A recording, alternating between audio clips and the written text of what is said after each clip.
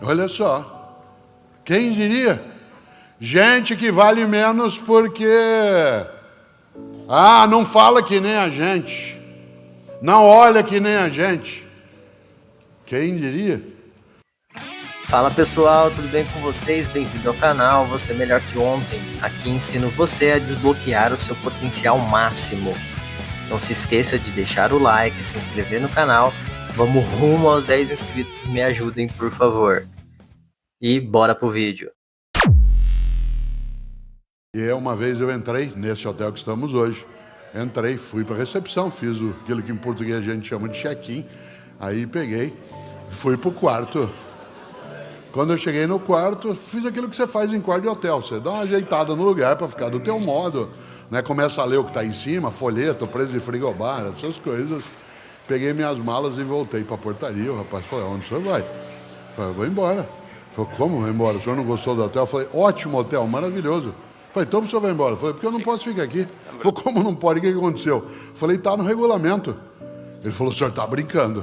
Eu falei, tá sim, pega aí o regulamento. Ele pegou, eu falei, leia aí, artigo 12. Ele leu, o hotel não admite a presença em suas dependências de animais de quaisquer espécies. Ele olhou para mim e falou, mas o senhor trouxe algum animal? Eu falei, não, filho, eu sou um animal. Ele falou, não, o senhor não é um animal. Eu falei, só e você também é um animal. Aí ele usou a frase, mas o regulamento não fala de animal que nem a gente.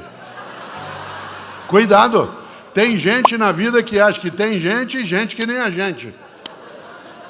Gente que vale, gente que não vale. Gente que vale menos por causa da cor da pele, da capacidade de mobilidade, da religião que pratica, da escolaridade que tem, da orientação sexual. Tem gente e gente. Olha só, quem diria? Gente que vale menos porque não fala que nem a gente, não olha que nem a gente. Aliás, você vê isso em vários lugares. Quando alguém quer falar sobre igualdade, diz aqui, todos somos iguais nessa empresa, aqui não fazemos diferença do porteiro ao diretor.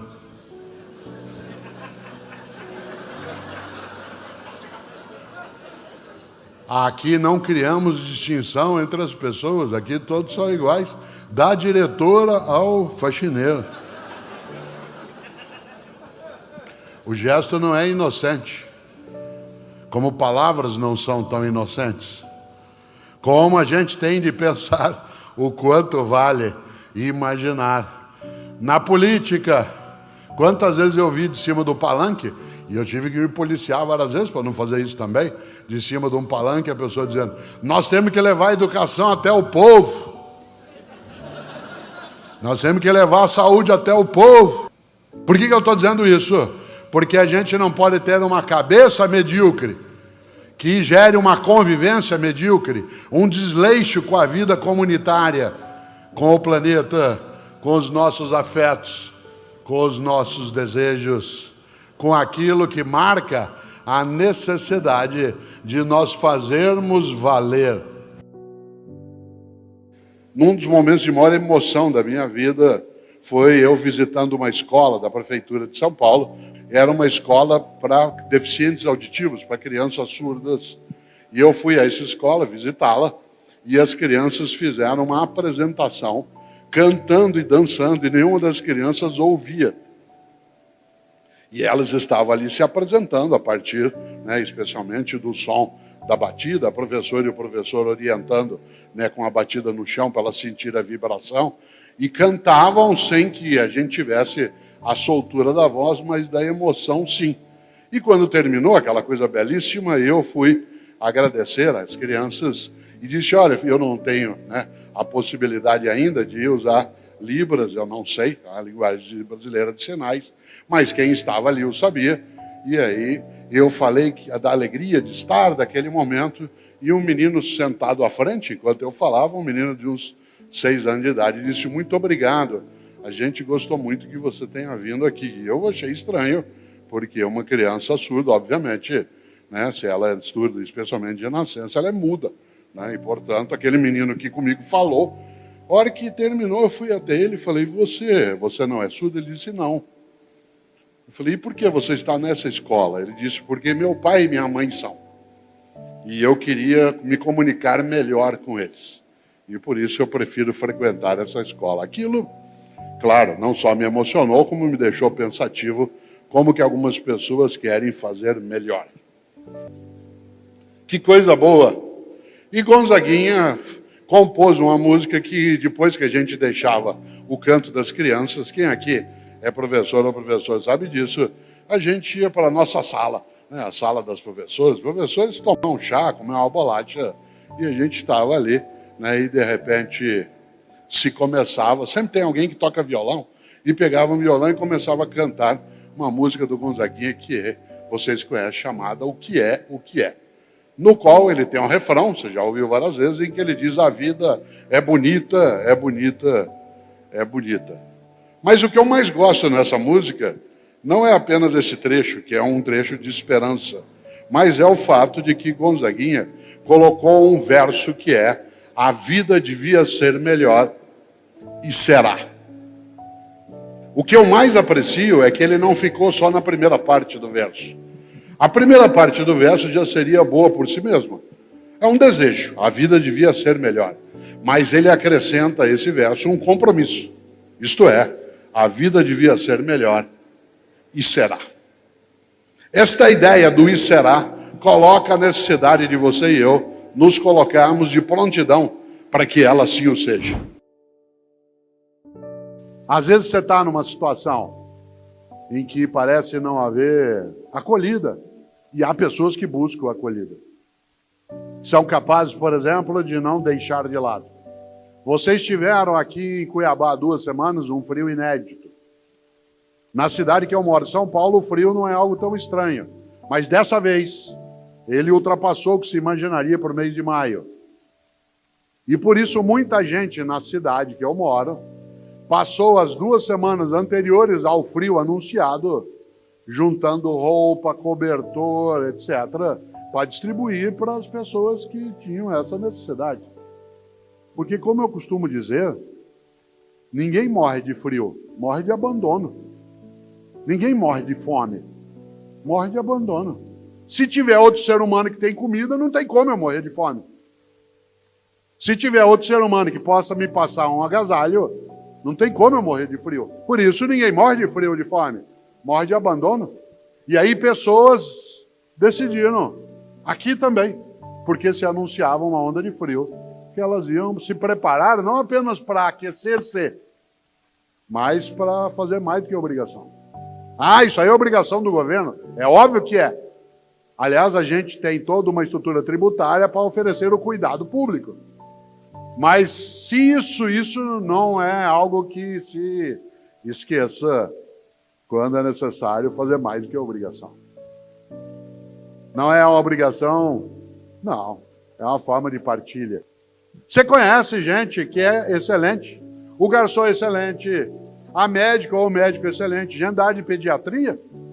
Eu me lembro do pediatra de 2 dos meus filhos, que não foi pediatra do Pedro, porque ele faleceu, né?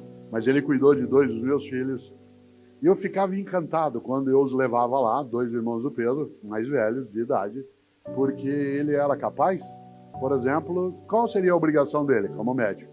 Pegar a criança, examiná-la, fazer uma anamnese com o pai ou a mãe, ou quem estava ali, fazer uma orientação, uma prescrição, pronto. O que ele fazia? Antes dele segurar um dos filhos, ele esfregava as mãos, esquentava a mão.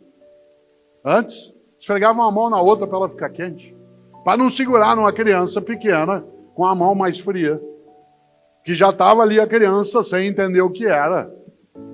Num lugar onde ela está pelada, numa mesinha meio gelada, onde ela está olhando aquilo. A mão quente, pode parecer bobagem, isso é um passo de aproximação. E por que eu digo isso? Porque, é claro, a médica excelente, a professora excelente. Às vezes, alguns de nós aqui tivemos professora de história, não sei se você lembra uma professora de história que nós tivemos. O Edson, que está aqui, que nós conhecemos há décadas, a gente teve a mesma professora com 14 anos de idade, uma professora chamada Daisy, que era professora de história, dava aula sexta-feira, no último horário. Você sabe o que significa dar aula ou assistir aula? Na sexta-feira, no último horário. E a gente gostava de ir para a aula dela, sabe por quê? Porque ela não fazia só a obrigação. Qual era a obrigação de uma professora de história? Passar aquele conteúdo. Ela nos encantava. A gente gostava de ir para a aula dela, porque ela explicava, ela contava, a gente tinha interesse. Aquilo que o Pedro falava aqui, em relação ao conteúdo que encanta, que não é só a obrigação. Claro, evidentemente, capricho. No mundo de mudança e velocidade, nós temos o vir à tona, a emergência, vir à tona, emergir, de múltiplos paradigmas, modos de fazer, de pensar. E nessa hora, claro, é preciso que eu seja capaz de não esvair a competência. Eu o cito em alguns livros, porque eu gosto demais. Beda, que é chamado de São Beda, né, por católicos, ortodoxos, luteranos e também anglicanos. Beda, ele diz algo que eu vou repetir 2 vezes. Ele diz: há 3 caminhos para o fracasso. 3 caminhos para o fracasso. Primeiro, não ensinar o que se sabe. Segundo, não praticar o que se ensina. E terceiro, não perguntar o que se ignora. Digo de novo: há 3 caminhos para o fracasso. Não ensinar o que se sabe, não praticar o que se ensina e não perguntar o que se ignora. Vamos inverter. A você, servidor e servidor público, aqui ou fora daqui, pessoas que colocam o poder da autoridade, do conhecimento, da capacidade a serviço de uma população que precisa. Vamos inverter. Há 3 caminhos para o sucesso. Ensinar o que se sabe, isto é, generosidade mental. Segundo, praticar o que se ensina, ou seja, coerência ética. E terceiro, perguntar o que se ignora, isto é, humildade intelectual. Estas são 3 trilhas virtuosas para um passado honroso daqui a 30, 40 anos. Generosidade mental, coerência ética e humildade intelectual. Nós vivemos hoje múltiplos paradigmas. É necessário que a gente tenha coerência ética de praticar aquilo que ensina. Tenha generosidade mental para repartir o que sabe. Mas especialmente, e eu quero usar os teus 3 minutos finais de desespero nessa direção, já se foi mais de 1 hora, você nem notou, você estava cochilando. Quero lembrar que dessas 3 trilhas virtuosas, a mais importante delas é humildade intelectual. Isto é, eu saber que eu não sei todas as coisas. E que se eu quiser não me tornar medíocre, eu preciso estar disponível, permeável a conhecer aquilo que ainda não conheço. Aliás, porque só conhecendo aquilo que não conheço, poderei avaliar se ele tem cabimento no que fazemos ou não. E nesse sentido, abrir a cabeça para o mundo que chega. Num mundo em que eu posso, desde publicar, escrever livros em plataforma papel, como no mundo digital, fazer cursos presenciais, ou como tenho eu, curso online de filosofia. Fazer aquilo que nos permite uma capacidade de fazer essas pontes todas dos nossos tempos de existência, mas acima de tudo, comemorar com humildade.